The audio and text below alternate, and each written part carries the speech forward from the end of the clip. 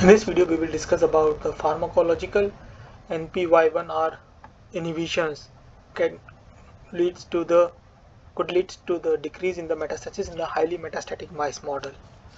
So far, we have understood the impact of the pancreatic specific NPY1R inhibitions and whole body NPY1R inhibitions impact on the highly metastatic mice model. In this video, we will compare both the highly metastatic mice model and the low metastatic mice models and check the NPY levels in those models, and also see whether when we inhibit this NPY using its chemical inhibitors, what is its impact on the metastasis.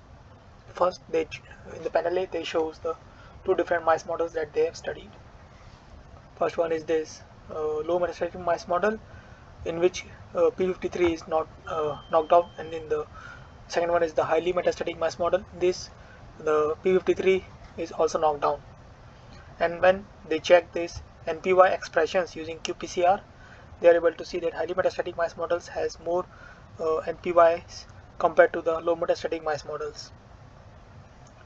But their sister peptides such as PYY and PPY is difference in both the low metastatic or highly metastatic mice model is non-significant, or even we can say that they are at non-detectable levels. Thereafter, so far they have find out that highly metastatic mice models has high NPY expressions, whereas low metastatic mice models does not have high NPY expressions. Next, they wanted to check this impact of these NPY inhibitions on the migrations or metastasis. So for this, what they did is they prepared a cell-derived matrix. In this case, how they prepared the cell-derived matrix: first they played the fibroblast, and after that they put the matrix ECM.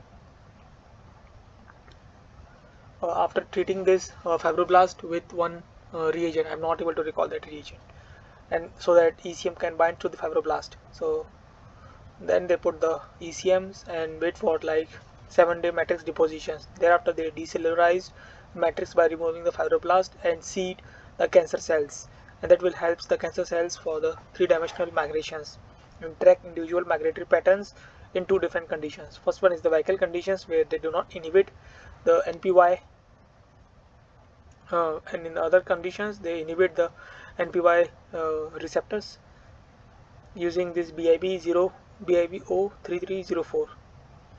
And when they quantified these migrations, they are able to see that these penalty results are for the highly metastatic mice models. We can see that KP172H.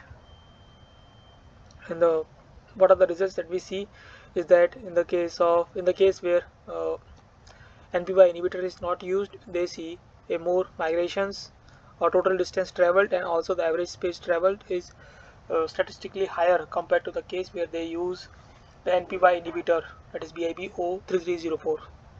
And when they check the distance traveled by the cells, they can see the same things, that is in the vehicle the distance traveled by cells is higher compared to the case where NPY inhibitors are used. And these things are quantified on the right hand side, where we can see that average distance traveled is statistically higher in the vehicle case compared to the case where NPY inhibitors is used, and also the maximum distance travel is statistically significant compared to the case where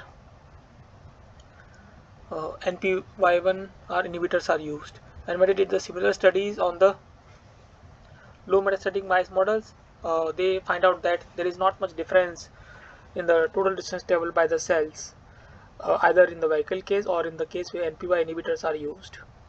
And also similar results, that is non-significant results, they have seen for the average speed of the cells. And when they track the migrations of the cells, they can see that compared to the vehicle case, there is not much migrations has been observed. In the case where NPY inhibitors is used, there is not much migrations or decrease in the migrations observed compared to the NPY inhibitors are used.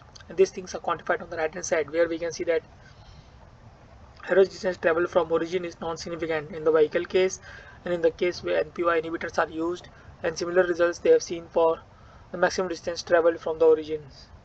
So from this one point that they come out that it's not only these NPY signalings will affect the migrations, but also the p53 functions will also affect the migrations. And when the p53 and NPY p53 is not functioning well, or it is mutated, and also the NPY signalings are NPY receptors are present, then the pancreatic cancer cells might observe high migrations. So this is what that come out from the results that they presented in this figure.